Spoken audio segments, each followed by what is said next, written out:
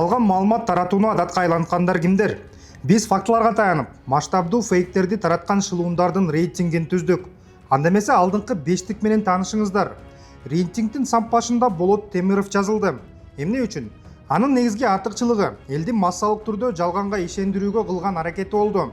Мисалы Кыргызстанга Максим Бакиев келип кетти деген калпты таратып, коомду дүрбөлөңгө салууну көздөгөн. Анын айтымында, Бакиев келгенде Манас аэропортунун кызматкерлери ишин 2 саатка токтотуп, аны текшербей өткөрүшүптүр.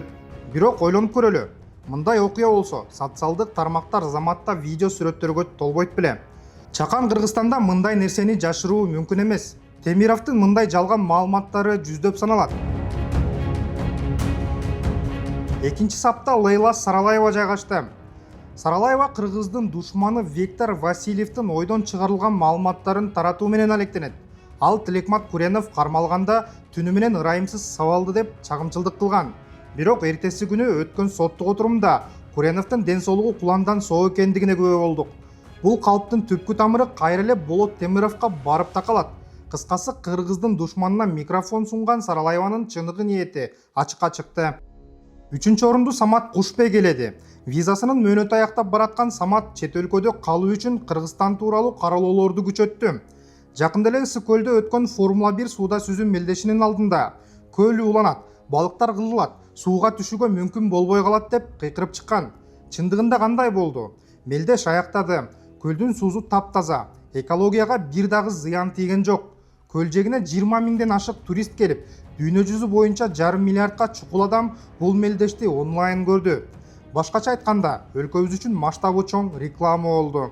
4-чү сапка Сыргак Кенжебаев илешти. Бул адам эч кандай далили жок фейктерди чыгара баштады. Бирок анын сөздөрүнө эл ишенбей калгандыктан рейтингде 4-чү орунга араң илинди. Кенжебаевдин айткандары жөнөкөй ушактын деңгээлинен дагы түшүп кетти. Мурунку таржымалын карасак, анын чет өлкөлүк инвесторлордон 350 миң доллардан ашык каражатын жеп кетип, кылмыш иши козголгону белгилүү. Интернетке анын атын жазып издесеңиз, 10 жыл аралыгында бир топ чуулгандуу иштерде ысымат алгандыгын окуйсуз. Акыркы 5-чи орунду Теңиз Бөлтүрүк ээледи. Анын билдирүүлөрү элдин жөн гана күлкүсүн келтирди. Кумтөрдү мамлекетке мен кайтардым деп расмий түрдө жарыялады. Бул сөздү талдап отуруунун дагы кереги жок. Анткени мында логикалык чындык жок. Ошончо олду чек ара маселесин дагы мен чечкем деп койсо болмок. Бүгүнкү рейтингдеги каармандардын чыныгы жүзү ушундай. Маалыматты ылгай билиңиз, калпка алданбаңыз. Кокус шылуундардын рейтингинде өзгөрүүлөр болсо, аны да кайтып чыгабыз.